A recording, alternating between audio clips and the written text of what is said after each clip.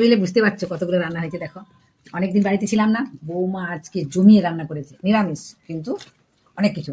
শাক ভাজা, যে কি একটা রান্না করেছে এখন আমি বুঝতে পারিনি, খেয়ে নি তারপরে বুঝবো।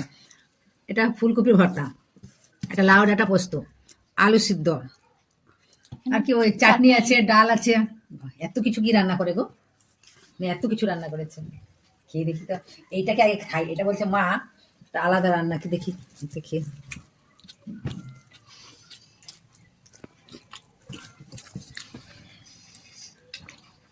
খেয়ে আলাদা আলাদাই লাগছে, কি আমি ঠিক বুঝতে পারছি না। খেয়ে এটা নতুন রান্না করেছি, ভালো না খারাপ সেটা বলো। ভালো হয়েছে।